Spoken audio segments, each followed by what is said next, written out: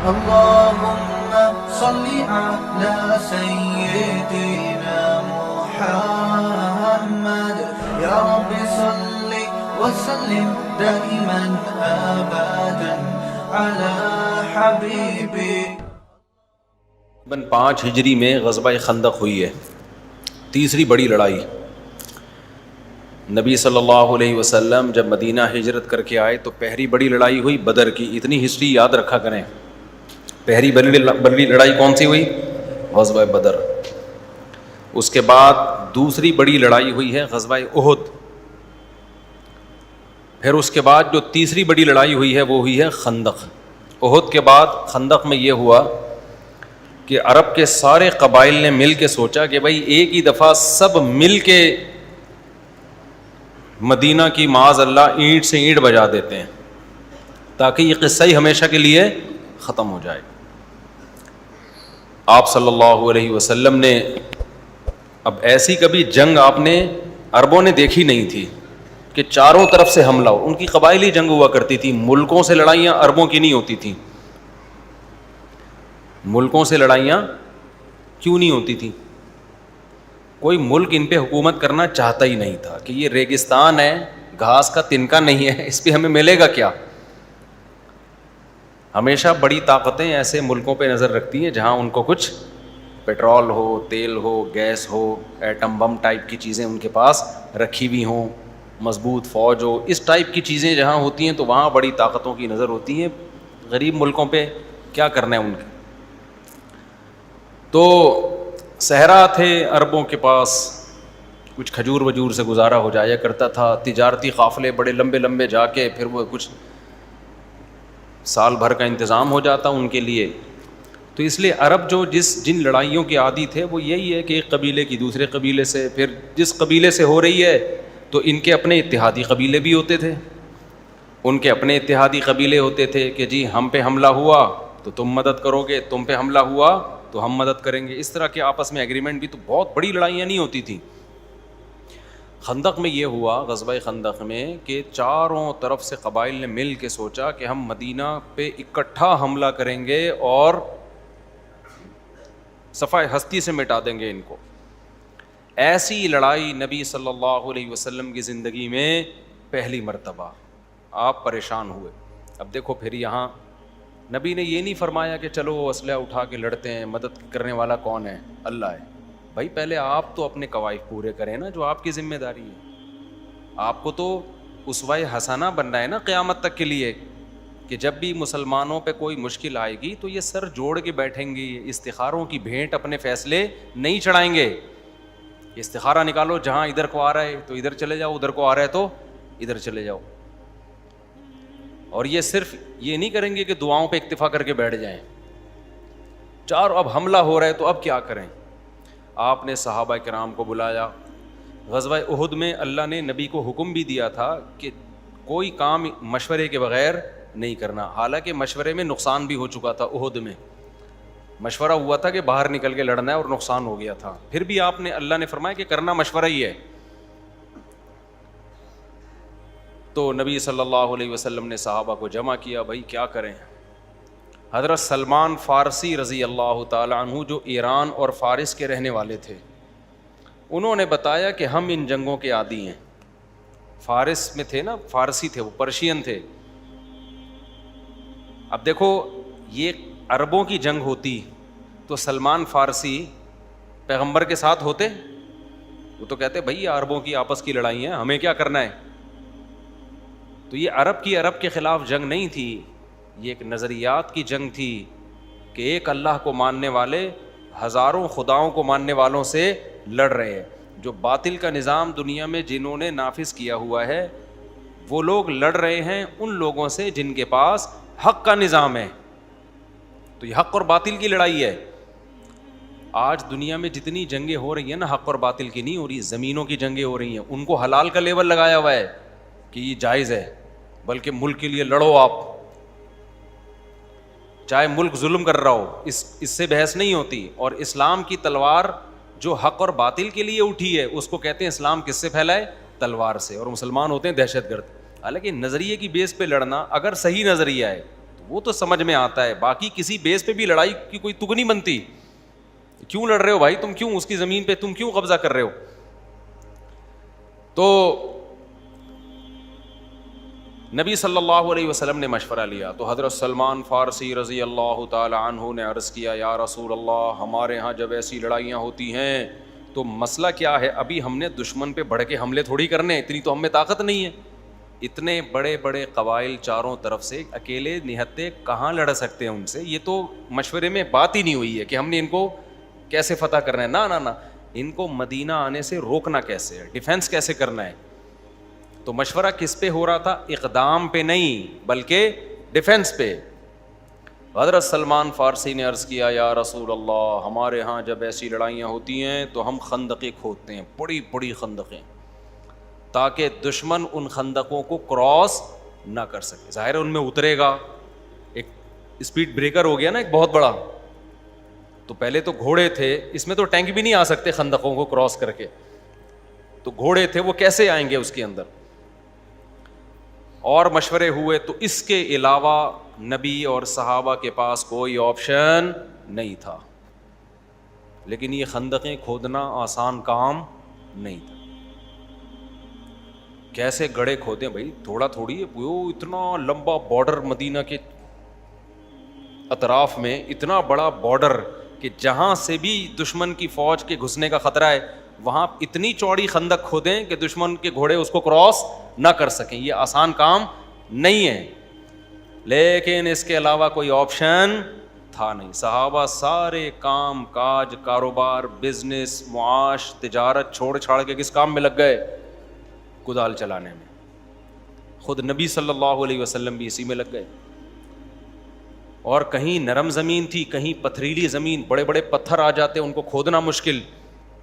تو ایسی حالت ہوئی ہے, اور دشمن نے چاروں طرف پڑاؤ ڈالنا شروع, ادھر سے تیروں کی بارش ان کی طرف سے. اتنی سخت یرغار ہوئی ہے تیروں کی کہ اس کا نقشہ پھر قرآن مجید نے سورہ احزاب میں, احزاب کہتے ہیں لشکروں کو, حزب کہتے ہیں ایک لشکر, تو اس سورت کا نام ہی کیا ہے؟ احزاب, لشکروں والی سورت. بہت سارے لشکروں نے حملہ کیا. تو اتنی تیر اندازی اور اتنی موت کا خطرہ کہ ابھی بس پہنچے یہ لوگ مدینہ میں, اور ادھر خندقیں کھودی جا رہی ہیں جلدی جلدی. لیکن نبی صلی اللہ علیہ وسلم کا ویژن دیکھیں, یہاں بڑے بڑے معجزے بھی ظاہر ہوئے. آپ صلی اللہ علیہ وسلم کدال آپ نے ماری تو ایک پتھر سے چنگاری اڑی. آپ نے فرمایا, میں روم اور فارس کے کنگن تمہارے ہاتھوں میں دیکھ رہا ہوں. کیا مطلب؟ بہت جلد روم اور فارس, یہ اس وقت کے امریکہ اور روس سے بھی زیادہ پاورفل ریاستیں تھیں, صدیوں سے چلی آ رہی تھی. ایک طرف روم تھے عیسائیوں کی, ایک طرف فارس آگ پرستوں کی. یہ دو بڑی پاورفل ریاستیں تھیں. روم تھے اس طرف کو, یہ قبلہ ہے نا جس طرف, اس کے شمال کی طرف, اور فارس کس طرف تھے؟ ایران کی طرف. تو اسی وجہ سے عیسائیت کا سارا زور زیادہ تر رشیا اور پھر یورپ کی طرف گیا ہے نا, ترکی اور یورپ کی طرف, وہاں ان کی بڑی ریاستیں قائم. اس طرف جو تھے نا یہ آگ پرست لوگ تھے. تبھی آپ دیکھیں نا ہندوستان میں وہ بھی بت پرست لوگ, آتش پرست لوگ, پارسی وارسی, یہ جو خطہ ہے نا ہمارا, یہ زیادہ تر آتش پرستوں کا تھا اور بت پرستوں کا خطہ تھا. تو نبی صلی اللہ علیہ وسلم اتنی کمزوری کی حالت میں, اور آپ خوشخبری کیا دیکھ رہے ہیں کہ روم اور فارس جو بڑی بڑی ریاستیں, اس کے کنگن کس کے ہاتھ میں آئیں گے؟ ان کے کنگن تمہارے ہاتھ. کوئی ہوتا اس وقت دنیا پرست, وہ کہتا دیکھو بھائی حالت اپنی یہ ہے کہ اپنا دفاع ہو نہیں رہا, اور خوشخبریاں کیا دی جا رہی ہیں کہ روم اور فارس پہ ہماری فوجیں داخل ہونے والی ہیں. یہ بھی آپ صلی اللہ علیہ وسلم کے سچے نبی ہونے کی دلیل ہے. علماء نے نا ہمارے نبی کے معجزات جمع کیے ہیں جو صحیح احادیث سے ثابت ہیں. بہت سارے ہیں وہ معجزات. صرف معجزہ یہی تھوڑی ہے کہ چاند کے 2 ٹکڑے کر دیے. یہ جو آپ کا اتنا کانفیڈنس تھا نا, اتنا کانفیڈنس, اور ایسے کانفیڈنٹ ہو کے آپ صلی اللہ علیہ وسلم کام کر رہے تھے, یہ کانفیڈنس خود اس کی دلیل ہے کہ آپ کو اپنے نبی ہونے کا یقین تھا. اور صحابہ بھی اسی وجہ سے لگے ہوئے آپ کے ساتھ. تو اسی میں پھر یہ واقعات ہوئے کہ بھوک سے حالت خراب ہو گئی, صحابی نے اپنا پیٹ دکھایا کہ پتھر باندھا ہوا ہے, آپ نے اپنا پیٹ دکھایا 2 پتھر باندھے ہوئے تھے. پھر ایک صحابی نے دعوت کی نبی صلی اللہ علیہ وسلم کی, دودھ پلانا شروع کیا تو 1 پیالہ سب کو کافی ہو گیا. ہانڈی میں سے سالن ڈالنا شروع کیا, آپ نے میزبان کو حکم دیا کہ ہانڈی کا ڈھکن کھول کے نہیں دیکھنا, ٹھیک ہے, بس نکالتے رہو, اور سب کے سب لوگ سیر ہو گئے. تو صحابہ نے یہ معجزات بھی دیکھے. حضرت عبداللہ ابن مسعود رضی اللہ تعالیٰ عنہ فرمایا کرتے تھے, دیکھیں قرآن کی ایک آیت ہے, مشرکین مکہ کہتے تھے کہ آپ کوئی معجزہ دکھائیں نا, بار بار معجزے, جب کوئی معجزہ دکھایا جاتا تو نئے معجزے کا مطالبہ. تو اللہ قرآن میں کہتا تھا کہ قرآن میں اللہ نے کہا کہ ہم جب بھی پچھلی امت کو ان کا منہ مانگا معجزہ دکھاتے ہیں نا تو پھر ان کو مہلت نہیں دیتے. جیسے قوم سمود نے کہا اس پہاڑ سے اونٹنی نکالیں, اللہ نے نکال دی, لیکن پھر اس کے بعد ان کو مہلت نہیں ملی ہے کہ اب ایمان نہیں لائے تو ہلاک کر دوں گا, اور ہلاک کر دیا پھر اللہ نے. تو اس کو کہتے ہیں تخویف کے لیے, ڈرانے کے لیے معجزے دکھائے جاتے ہیں. یعنی مخیر العقول کام کس کے لیے ہوتے ہیں کہ اس کے بعد مہلت نہیں ملے گی. تو اس لیے لوگوں میں یہ بات پھیل گئی تھی کہ جب بھی کوئی معجزہ ظاہر ہوگا نا اس کا مطلب اللہ کا عذاب آنے والا ہے, یہ بات پھیل گئی تھی.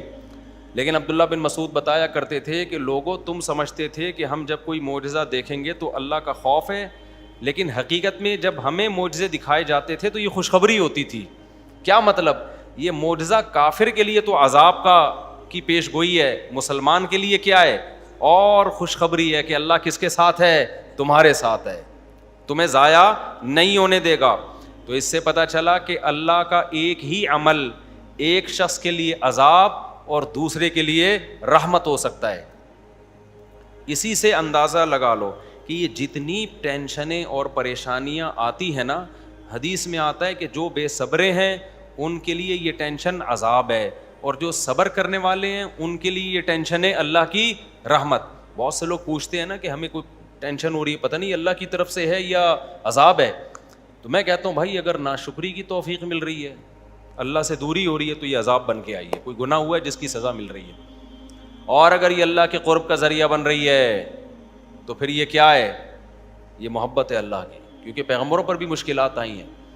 حدیث میں آتا ہے, حضرت عائشہ فرماتی ہیں میں نے نبی سے عرض کیا یا رسول اللہ یہ طاعون کیا چیز ہے؟ وبا پھیلتی ہے نا, جنازے اٹھتے ہیں. آپ نے فرمایا اللہ کا عذاب ہے, لیکن مسلمان کے لیے یہ رحمت ہے. ویسے تو دنیا پہ عذاب ہے, کرونا ہو یا کوئی بھی ہو, بے تحاشا لوگ مرتے ہیں, کاروباروں کی ایسی کی تیسی, بہت سی فضائیہ کمپنیاں ٹھپ ہو گئیں, کتنے لوگ بے روزگار ہو گئے, کتنے جوان موتیں ہو گئیں, عذاب ہے نا. لیکن جنہوں نے صبر کیا, بھائی اللہ کی تقدیر پہ راضی ہیں, ہم علاقہ چھوڑ کے بھاگیں گے نہیں. گھر میں بوڑھا بیمار ہے کورونا میں, آپ کے دادا دادی, ہم گھر چھوڑ کے فرار نہیں ہوں گے. بیگم بیمار ہو گئی, میں نے ایسے لوگ دیکھے ہیں, بیگم بیمار, مارکیٹ سے شوہر شارٹ. ٹھیک ہے آپ احتیاط اس زمانے میں کرنی چاہیے تھی احتیاط, لیکن یہ تو نہیں کہ گھر چھوڑ کے بھاگ جائیں, آپ ملک چھوڑ کے بھاگ جائیں. اس کی شریعت نے اجازت نہیں دی, بلکہ صبر کریں, اللہ کی تقدیر پہ راضی رہیں. تو اسی تقدیر میں اگر آپ پر بھی موت آ گئی تو یہ موت کیا ہے؟ پھر شہادت ہے. تو ایک ہی چیز ایک شخص کے حق میں عذاب ہو سکتی ہے, وہی چیز دوسرے کے حق میں رحمت ہو سکتی ہے. نبی صلی اللہ علیہ وسلم نے فرمایا قرب قیامت میں ایک لشکر بیت اللہ کے قریب پڑاؤ ڈالے گا حملہ کرنے کے لیے. فَإِذَا كَانُوا بِبَيْضَاءَ, بیضا کے مقام پہ جب وہ ہوں گے نا, يُخْسَفُ بِأَوَّلِهِمْ وَآخِرِهِمْ, سارے دھسا دیے جائیں گے زمین میں. حضرت عائشہ نے فرمایا یا رسول اللہ کیف یخسف بأولہم وآخرہم وفیہم اسواقہم ومن لیس منہم. یا رسول اللہ اس لشکر میں بہت سے ایسے لوگ ہوں گے جو صرف کاروبار کی نیت سے وہاں گئے, جہاں بھی مجمع ہوتا ہے ٹھیلے لگتے ہیں کہ نہیں لگتے, 6 آدمی یہاں جمع ہو جائیں, گنے کا رس والا پہنچ جائے گا, گولا گنڈے والا. اب دیکھو شب برات میں قبرستان میں بدعتی لوگ کیا کچھ جشن منا رہے ہوتے ہیں, لیکن دیوبندی جو گولے گنڈے والا ہوگا وہ پہنچ جائے گا وہاں پہ. ٹھیک ہے نا, اس سے کہا جائے گا بھائی تو شب برات میں قبرستان میں تو کیا کر رہا ہے, تو بھائی بریلوی مسلک کا نہیں ہے, تو دیوبندی مسلک کا ہے. وہ کہے گا بھائی میں سفید پگڑی والا ہوں, تبلیغ میں وقت لگاتا ہوں, لیکن گولے گنڈے یہاں پہ ٹائٹ بک رہے ہیں میرے, گول گپے کی دکان پہ پبلک آئی ہوئی ہے نا. ہو سکتا ہے وہ کہے بھائی میں نہیں سمجھتا شب برات کو جانا چاہیے قبرستان اتنا جتھوں کی شکل میں, لیکن یہ کہ ابھی بھائی ہمارا تو بزنس ہے بھائی, تو بہت سے لوگ ایسے ہوتے ہیں جو اس گناہ میں ان کے ساتھ شریک نہیں ہوتے, وہ تو مجمع دیکھ کے جہاں بھی ان کو کوئی بزنس ہو وہ پہنچ جاتے ہیں. تو حضرت عائشہ نے عرض کیا یا رسول اللہ, بہت سے لوگ جب مجمع اتنا ہوگا تو بہت سے لوگ تو کسی اور مقصد سے وہاں پر ہوں گے, اللہ ان کو بھی دھسا دے گا. آپ نے فرمایا ہاں, اللہ ان کو بھی کیا کرے گا, دھسا دے گا. لیکن ثم یبعثون علی نیاتہم, لیکن جب قیامت میں حشر ہوگا تو پھر ہر ایک سے اس کی نیت کے حساب سے معاملہ ہوگا. یہ دھسا اس لیے تھا کہ بیت اللہ پہ حملہ کرنے کے لیے آیا تھا, اور یہ دھسا صرف گولے گنڈے کے چکر میں دھسا تھا یہ, ٹھیک ہے نا, گولے گنڈا بیچنے کے لیے آیا تھا یہ. تو پھر آخرت میں اللہ کیا کر دے گا, چھانٹی. کیونکہ دنیا میں جب عذاب آتا ہے نا, پھر عذاب یہ نہیں دیکھتا کہ یہ نماز پڑھنے والا ہے, اس کو تھوڑا فرشتوں سے ذرا سائڈ پہ کر لو, اور یہ والا کیا کرتا ہے کہ یہ چونکہ برائی کے لیے آیا ہے اس کو کیا کرو. جب زلزلہ آتا ہے تو بھائی سارے ہی لپیٹ میں آتے ہیں, اللہ بچائے ہم سب کو عذاب سے, نمازی بھی اور بے نمازی بھی, شرابی بھی اور تقوی والے بھی. دنیا میں اللہ کا قانون یہی ہے. ہاں کہیں کہیں ایسا ہوا ہے پیغمبروں کے دور میں کہ اللہ نے ایمان والوں کو پہلے بستی سے نکال لیا, اس میں بھی ایسا نہیں ہے کہ عذاب آیا تو ایمان والے بچ گئے, نہ نہ, ایمان والوں کو پہلے سے نکالنے کا انتظام کیا گیا ہے. اس کی شاید یہ وجہ تھی کہ وہ تھوڑے سے لوگ ایمان لے کر آتے تھے, وہی بھی مر جاتے ہیں تو بچتا کون پھر پیچھے, آگے نسل ہی ساری خراب ہو جاتی نا. لیکن اب تو پوری دنیا میں ایمان والے پھیلے ہوئے ہیں, اس لیے اللہ بچائے کہیں عذاب آتا ہے تو ایمان والے بھی کیا کرتے ہیں, بلکہ ایمان والے اس لیے زیادہ رگڑے میں آ رہے ہوتے ہیں کہ یہ احتیاطیں کم کر رہے ہوتے ہیں. آج کل کرونا میں نیک لوگ زیادہ انا للہ ہوا ہے, کیونکہ وہ گلے مل مل کے ایک دوسرے کے منہ پہ چھینک رہے تھے اللہ پہ توکل اور اعتماد کا ثواب حاصل کرنے کے لیے. وہ سمجھ رہے تھے کہ اسے بہت ثواب ملے گا دوسرے کے منہ پہ چھینکنے سے, تو وہ بہت سارے بزرگ اس میں زیادہ گئے ہیں, حقیقت ہے. تو دوسرے نمبر پہ ڈاکٹر بہت گئے ہیں کیونکہ وہ پیشنٹ کا علاج کر رہے تھے. خیر اب تو جو جنہوں نے جانا تھا چلے گئے, اللہ سب کو محفوظ رکھے اور سب کی اچھے کی رپورٹ رکھے اللہ تعالیٰ. خیر تو اب یہاں معجزے ظاہر ہوئے بہت سارے, تو اسی کا اللہ تعالیٰ نے قرآن مجید میں نقشہ کھینچا ہے. قرآن میں اللہ نے فرمایا, میں جلدی جلدی آیتیں پڑھ لیتا ہوں پھر ہم آگے چلتے ہیں.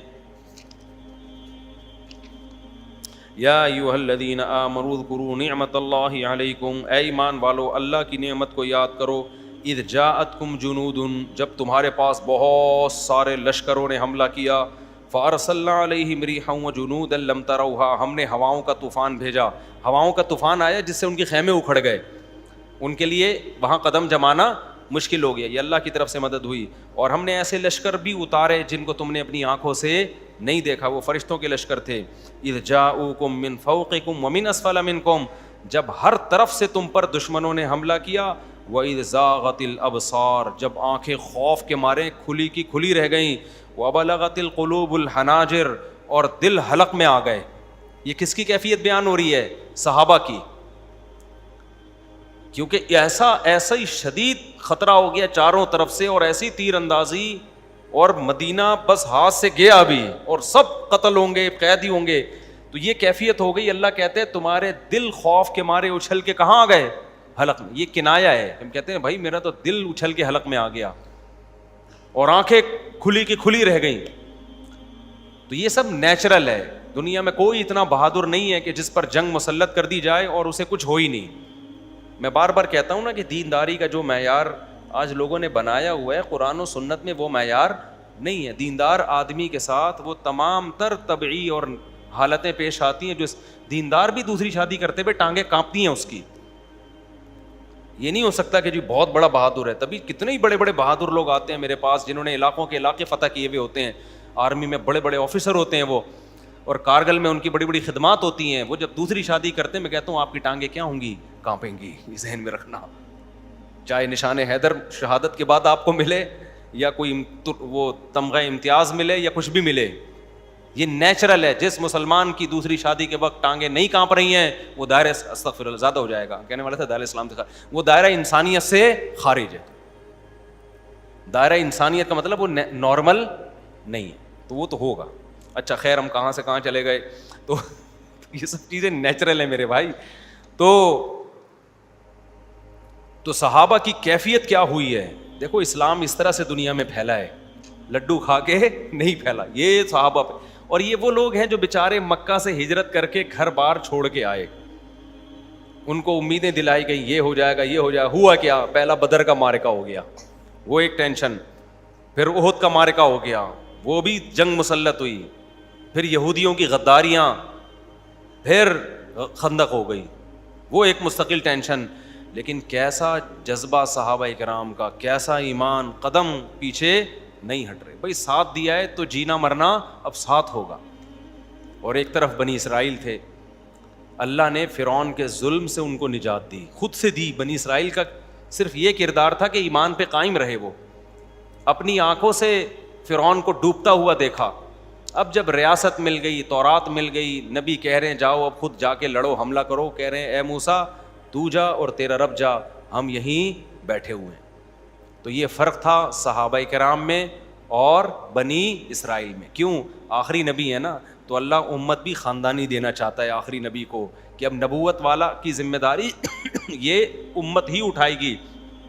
تو اس امت میں نبیوں والی غیرت اور اوصاف ہوں گے تو یہ کام ہوگا، ورنہ نہیں ہو سکتا. سمجھتا ہے کہ نہیں سمجھتا ہے؟ آگے چلو میرے بھائی. وَبَلَغَتِ الْقُلُوبُ الْحَنَاجِرَ وَتَظُنُّونَ بِاللَّهِ الظُّنُونَ، اور تمہیں اللہ کے بارے میں خیالات آنے لگے. یہ بھی نیچرل ہے. بعض دفعہ وسوسے آنا شروع ہو جاتے ہیں.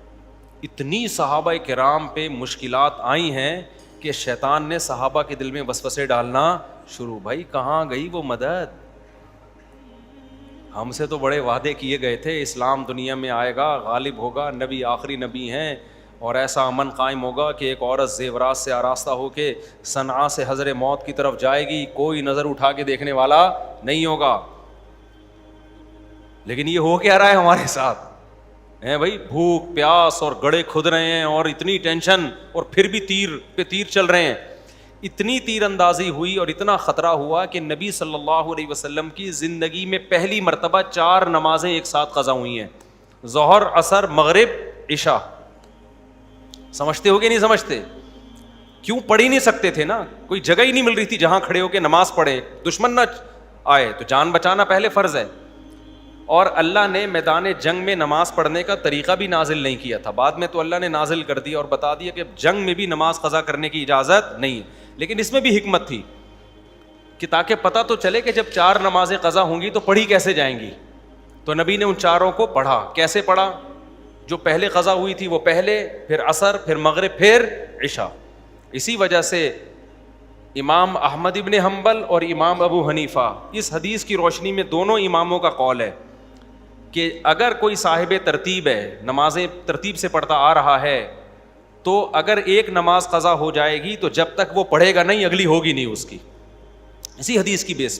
اور اسی حدیث سے یہ بھی پتہ چلا، چاروں ائمہ کا اتفاق ہے کہ نمازیں جتنی بھی زیادہ قضا ہو جائیں، جب تک قضا پڑھو گے نہیں صرف توبہ سے معاف نہیں ہوں گی. یہ جو ہمارے اہل حدیث حضرات کہتے ہیں کہ جب اتنی ساری نمازیں ذمے میں قضا ہو گئیں تو صرف توبہ سے معاف ہو جاتی ہیں، ہم جب کہتے ہیں کہ بھائی کیا دلیل ہے، تو یہ الٹا ہم سے حدیث پوچھ رہے ہوتے ہیں کہ آپ کے پاس کون سی حدیث ہے کہ قضائے عمری پڑھنا فرض ہے. وہ بھائی دعویٰ آپ کر رہے ہو کہ اتنی نمازیں ہو جائیں تو بغیر پڑھے معاف ہوتی ہیں، تو حدیث آپ کے ذمے ہے، الٹا ہم سے حدیث مانگ رہے ہو. جب ہم حدیث دکھاتے ہیں کہ یہ تو 4 قضا ہوئی تھی تو پڑھی ہے نا پہلے، تو 4000 کا بھی یہی حکم ہے، تو کہتے نہیں 4000 پہ کوئی حدیث دکھاؤ. یاد رکھو جو دعویٰ کرتا ہے دلیل اس کے ذمے. میں کہتا ہوں اس نے میرے 50 روپے کھائے ہیں، عدالت کہتی ہے دلیل پیش کرو، میں 2 گواہ لے کر آتا ہوں، جی اس نے 50 روپے کھائے ہیں واپس نہیں کیے، عدالت میرے حق میں فیصلہ کرتی ہے. پھر میں اگلے دن عدالت کے پاس گیا، میں نے کہا اس نے 50 کروڑ روپے کھائے ہیں، عدالت کہتی ہے اب اس سے گواہ لیے جائیں گے، یہ دلیل دے گا کہ 50 کروڑ روپے اس نے نہیں کھائے. میں کہوں گا جج صاحب قانون کی کتاب میں لکھا ہوا ہے جو کسی کے 50 روپے کھائے تو جو دعویٰ کرے گا نا کہ اس نے کھائے ہیں وہ دلیل دے گا. تو عدالت کہے تو 50 روپے کے بارے میں لکھا ہے، 50 کروڑ کے بارے میں تھوڑی لکھا ہے. صحیح ہے نا جج صاحب؟ وہ سپریم کورٹ نے 50 روپے کے بارے میں فیصلہ کیا تھا کہ جو 50 کا دعویٰ کرے گا دلیل اس کے ذمے ہوگی. ہائی کورٹ کا جج کہہ رہے سپریم کورٹ کا فیصلہ 50 کے بارے میں تھا، 50 کروڑ کے بارے میں نہیں تھا. آپ نے دعویٰ کیا اس نے 50 کروڑ کھائے ہیں تو یہ کہے گا کہ میں نے نہیں کھائے اور اس پہ دلیل لے کر آئے گا کہ میں نے نہیں کھائے. ابے بھائی کامن سینس کی بات ہے، جو نہیں کھائے وہ دلیل نہیں دیتا، دلیل وہ دیتا ہے جو کھانے کا دعویٰ کر رہا ہے. ہمیں اسلام میں نماز اگر کسی نے چھوڑ دی تو ہمیں یہ تو ملتا ہے کہ قضا کے بغیر وہ نماز صرف توبہ سے معاف نہیں ہوتی, قضا بھی پڑھنی پڑے گی. بخاری کی حدیث ہے, فجر کی نماز رہ گئی, آپ نیند کا غلبہ ہوا, فجر نکل گئی, آپ نے پہلے قضا پڑھی ہے. اور یہ بھی حدیث ہے غزوہ خندق کی. تو اس سے پتہ چلتا ہے نماز, جب بھی کوئی مسلمان حالت اسلام میں نماز چھوڑے گا تو قضا بھی اس کو پڑھنی پڑے گی. بعض لوگ یہ کہتے ہیں کہ بھائی اس میں حرج بہت ہے, 10 سال سے آپ نے نمازیں نہیں پڑھی, 15 سال سے نمازیں نہیں پڑھی, حرج بہت ہے. اور قرآن کہتا ہے اللہ نے تمہارے دین میں حرج نہیں رکھا. اس کا جواب یہ ہے کہ حرج جب ہے جب آپ اس کو 10 سال کی نمازیں ایک دن میں پڑھنے کا حکم دے رہے ہو. ہم کہہ رہے ہیں 10 سال کی نمازیں 10 سال میں پوری کر لے بھائی, وہ تو اپنی طرف سے بنایا ہوا ہے حرج بھی. ہم تھوڑی کہہ رہے ہیں 10 سال کی نماز ایک دن میں پوری کرے. 10 سال کی کتنے دن میں کرے, وہ 10 سال میں پوری کر لے نا, اس میں کیا حرج ہے. تو جب بھی کوئی اہل حدیث پوچھا کرے نا, بولا کریں کہ قضاء عمری کی دلیل کیا ہے, اس کو بولو قضاء عمری نہ پڑھنے کی دلیل کیا ہے, کہ اتنی ساری نمازیں آپ کے ذمہ قضا ہو گئیں, پی گئے, تو اس کی کیا دلیل ہے. اور حدیث, حالانکہ ہمارے پاس دلیل بھی ہے اس کی, حدیث میں آتا ہے دین اللہ احق ان یقضا, اللہ کا قرض سب سے زیادہ اس لائق ہے کہ اس کو ادا کیا جائے. تو اللہ کا قرض نماز بھی ہے, زکوٰۃ بھی ہے. زکاتیں 10 سال کی نہ دو, کسی کا قول نہیں ہے کہ وہ ساقط ہو جاتی ہیں, سب کے ذمے وہ دینی پڑے گی. حج آپ پہ فرض ہوا, نہیں کیا, وہ کرنا پڑے گا, جب موقع ملے گا کرنا پڑے گا. تو اسی طرح زکوٰۃ ہے. تو اسی طرح میرے بھائی نماز تو سب سے اہم ترین رکن ہے. 10 سال نہیں پڑھی تو پڑھنی پڑیں گی, اب آپ کو 10 سال میں کمپلیٹ کرنا پڑے گا اس کو. تو آج کل نئے نئے اسکالرز آ رہے ہیں, ان کو ائمہ اربعہ پہ ترجیح مت دو. بار بار میں ایک جملہ زبان سے دہراتا ہوں, ہم ابو حنیفہ کو نبی پہ ترجیح نہیں دیتے ہرگز, کہ نبی کی بات پہ ابو حنیفہ کی بات کو ترجیح دیں. ہم کہتے ہیں قرآن و سنت کا ایک مطلب ابو حنیفہ نے سمجھا ہے, اور ایک 15ویں صدی کے اسکالر سمجھ رہے ہیں. جو ابو حنیفہ کی سمجھ ہے وہ ان 15ویں صدی کے مولویوں سے زیادہ سمجھدار تھے. وہ ان کو قرآن و حدیث ان سے زیادہ آتا تھا. سمجھتا ہے کہ نہیں سمجھتا. تو ایک چھوٹی سی مثال میں دے کے بس آگے چلتا ہوں تاکہ ہمارا ٹاپک نہ رہ جائے. تو اب دیکھو مجھے ایک بات بتاؤ, آپ سے میری بات ہوئی, وہ سے بحث کر رہے تھے, السلام علیکم جناب, خیریت سے, خیریت سے ہیں, تو حضرت آگے تشریف لے آئیں, بلکہ آپ تو ممبر پہ آ جائیں. آج ایک میں وہ کسی نے مجھ سے کہا کہ دیکھو جب حدیث میں آتا ہے کہ نبی صلی اللہ علیہ وسلم نے سفر میں 2 نمازیں ایک ساتھ پڑھی ہیں, تو حضرت گستاخی اور بے ادبی معاف, جزاک اللہ, السلام علیکم, کہ نبی صلی اللہ علیہ وسلم نے 2 نمازیں اکٹھی پڑھی ہیں. جب حدیث میں یہ صراحتاً ہے تو آپ لوگ ابو حنیفہ کے قول کو حدیث پہ ترجیح کیوں دیتے ہو؟ سمجھ میں آ رہی ہے؟ یہ میرا ٹاپک نہیں ہے, چل پڑا ہے تو میں بتا دوں تھوڑا سا. میں نے ان سے کہا کہ نبی صلی اللہ علیہ وسلم نے 2 نمازیں سفر میں اکٹھی پڑھی ہیں, اس پر تو صحیح حدیثیں موجود ہیں. اکٹھی کا مطلب کیا ہے؟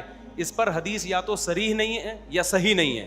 جو صحیح ہے وہ صریح نہیں ہے, جو صریح ہے وہ صحیح نہیں ہے. صریح کا مطلب ہوتا ہے کہ یہ مفہوم, صریح کا مطلب بالکل واضح ہو کہ قضا کر کے پڑھی ہے, ایسی نہیں ہے. اور صحیح کا مطلب یہ کہ اگر جس میں وضاحت ہے نا کہ قضا کر کے پڑھی ہے, وہ صحیح نہیں ہے. تو یا تو صحیح نہیں ہے یا صریح نہیں ہے. خیر اب یہ میرا ٹاپک نہیں ہے, میں جلدی سے اس کو غزوہ خندق کو مکمل کروں.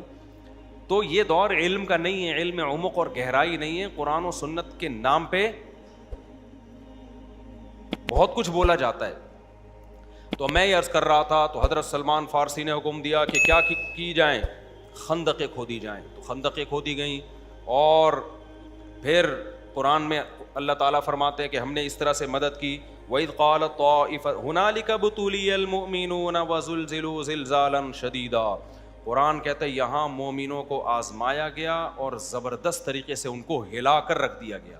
وَتَظُنُّونَ بِاللَّهِ الظُّنُونَ پر بات کر رہا تھا کہ دل میں کیا آنا شروع ہو گیا, خیالات, وسوسے آنا شروع ہو گئے. تو اس سے بھی پتہ چلتا ہے کہ وسوسے آنا یہ ایمان کے منافی نہیں, یہ ہر شخص کو آتے ہیں. ایسے لوگ آتے ہیں مجھے بتا رہے ہوتے ہیں کہ مجھے یہ خیال آ رہا ہے پتہ نہیں جنت ہے یا نہیں. تو یہ ان کا حل یہ ہے کہ آنے دیں, یہ آئیں گے خود ہی مارکیٹ سے شارٹ ہو جائیں. ان کو زیادہ لفٹ کرایا نا کہ کیوں آ رہے ہیں, تو یہ اور زیادہ دماغ میں کھوپڑی میں گھسیں گے. عمل کو سیدھا رکھو. میں اکثر ایک مثال دیتا ہوں, آپ کے باس نے آپ کو کوئی کام کہا کہ جا بھائی یہ تو چیک بینک سے نکال کے کمپنی کے اکاؤنٹ میں جمع کرا دے, آپ کو وسوسے آنا شروع ہو گئے.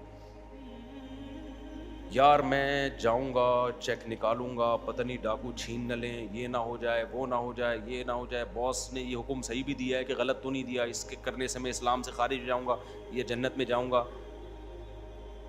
باس کو ان چیزوں سے کوئی فکر ہے؟ بولو نا. آپ آئے, آپ نے کہا میں نے چونکہ چیک نہیں نکالا چونکہ مجھے وسوسے بہت آ رہے تھے. باس کہے گا تیرے وسوسے تو اپنے پاس رکھ, جو کام میں نے تجھے بتایا تھا کمبخت تو نے وہ کام کیا ہے یا نہیں کیا. تو اللہ میاں کا بھی یہی حال ہے.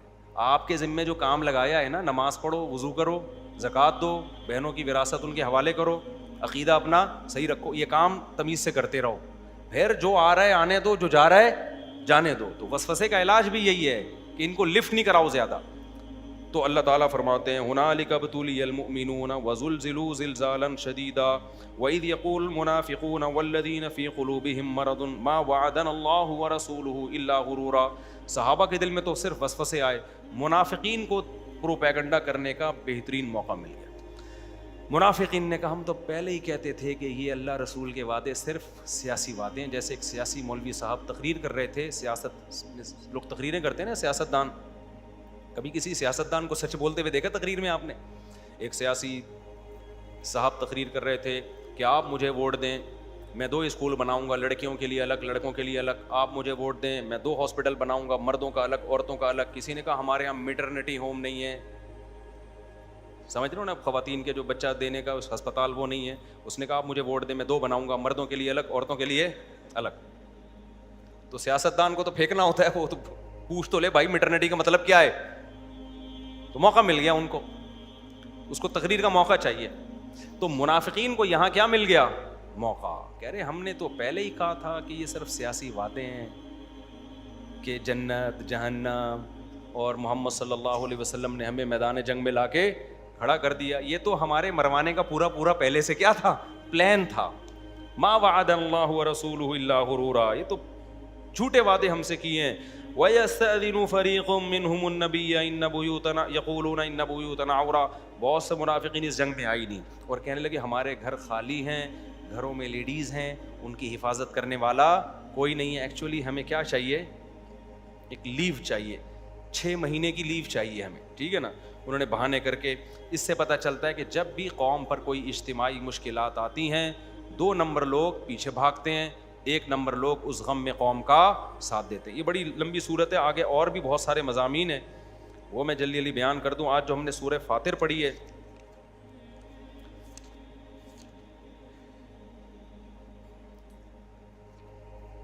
اچھا اس میں ایک بات یہ بھی دیکھو, قرآن مجید کیا کہہ رہا ہے؟ یا ایھا النبی قل لازواجک وبناتک, سورہ احزاب میں, اے نبی اپنی بیویوں سے اور اپنی بیٹیوں سے کہہ دیں.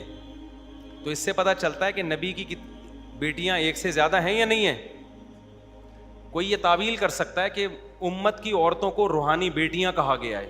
اس کا جواب اگلی آیت کے اگلے حصے میں, وَنِسَاءِ الْمُؤْمِنِينَ, اے نبی اپنی بیویوں سے, اپنی بیٹیوں سے اور عام مسلمان عورتوں سے کہہ دیجیے آپ.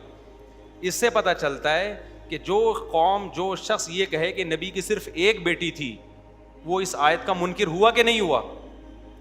تو نبی صلی اللہ علیہ وسلم کی حضرت فاطمہ کے علاوہ کتنی بیٹیاں تھیں؟ 3 بیٹیاں اور تھیں, تو 4 بیٹیاں تھیں, جن میں 2 کا نکاح حضرت عثمان سے کیا ہے. 1 کا نکاح کیا, جب ان کا انتقال ہو گیا تو پھر دوبارہ نکاح کیا, ان کا بھی انتقال ہو گیا, تو آپ نے فرمایا اور بھی بیٹی ہوتی تو عثمان سے نکاح کرتا میں. سمجھتا ہے کہ نہیں سمجھتا ہے؟ آگے چلتے ہیں ہم جلدی. بس حضرت تھوڑا سا ٹائم ہے, اگر آپ اجازت, بس جلدی سے میں مکمل کر لیتا ہوں. مفتی طارق مسعود صاحب کے بیانات سننے کے لیے youtube.com/مفتی طارق مسعود کو سبسکرائب کریں, اور اگر آپ لائیو ویڈیو کو کبھی بھی مس نہیں کرنا چاہتے ہیں تو سبسکرائب کرنے کے بعد بیل آئیکن پہ کلک کرنا مت بھولیں. جزاک اللہ.